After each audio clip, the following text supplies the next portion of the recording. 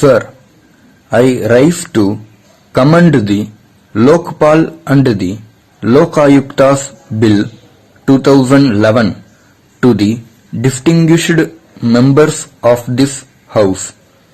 Sir, since my colleague has already commended this bill to the Honorable House, I will not take too much time.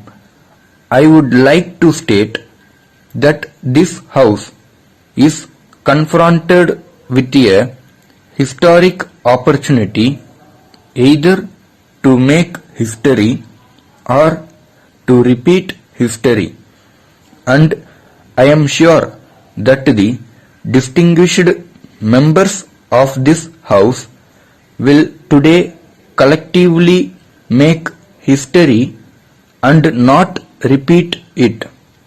Sometimes we have to rise above our political viewpoints and listen to those outside this House, listen to their expectations.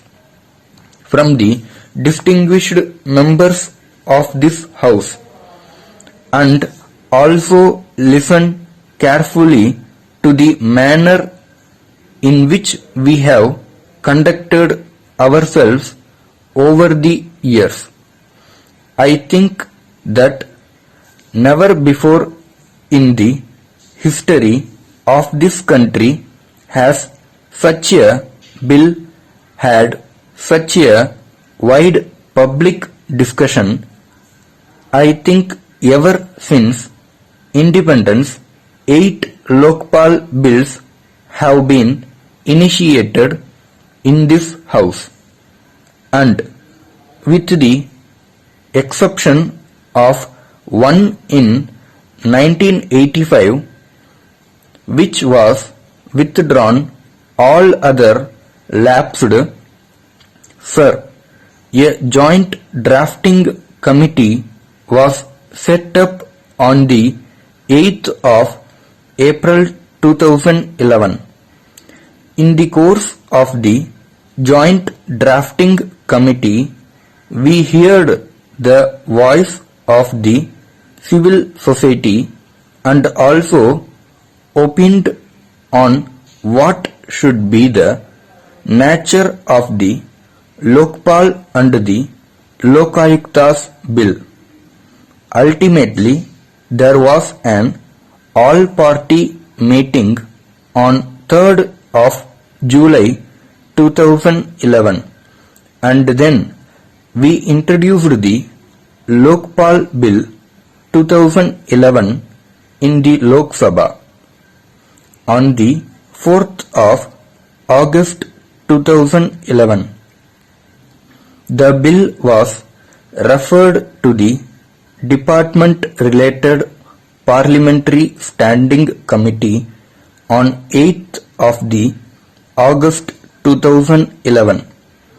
The Standing Committee had extensive discussions with all concerned stakeholders.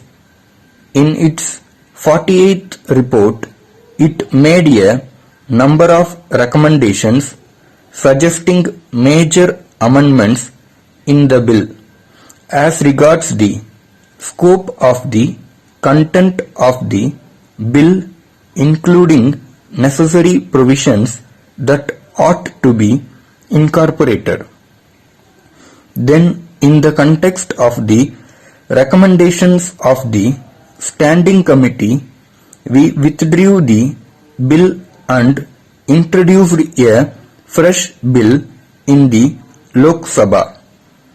A more comprehensive Lokpal and the Lokayuktas bill of 2011 on the 22nd of December 2011. It was passed on the 27th of December in the Lok Sabha. But when it came to this House adopted a motion on the 21st of May 2011 and referred the matter to the Select Committee. I must say, and I must compliment the distinguished members of the Select Committee that very careful looked at the various provisions of the bill and made very comprehensive recommendations. The leader of the opposition here was also responsible in taking a very constructive approach to ensure that we have a comprehensive and well thought out legislation which should be presented to this House to be passed. Now, sir, as I want to make it very short, so I just want to give salient features of the bill as passed by the Lok Sabha and then the salient features of the amendments that are being moved in the context of the recommendations of the Select Committee. Sir, the bill as passed by the Lok Sabha provides broadly for the following. 1. It seeks to establish the institution of the Lokpal at the center and the Lokayukta at the level of the state, and thus seeks to provide a uniform vigilance and anti-corruption roadmap for the nation both at the center and at the states. 2. The Lokpal will consist of a chairperson with a maximum of 8 members, of which 50% shall be judicial members and 50% of the members of the Lokpal shall come from amongst the SCs, the STs, the OBCs, minorities and women. The selection of the chairperson and the members of Lokpal shall be through a selection committee consisting of the Prime Minister, the Speaker of the Lok Sabha, the Leader of the Opposition in the Lok Sabha, the Chief Justice of India, or a sitting Supreme Court judge nominated by the Chief Justice of India, and an eminent jurist to be nominated by the President of India. 3. A search committee will assist the selection committee in the process of selection. 50% of the members of the search committee will also be from amongst the SCs, the STs, the OBCs, minorities and women. 4. The Prime Minister has been brought under the purview of the Lokpal with subject matter exclusions and specific process for handling complaints against the Prime Minister. 5.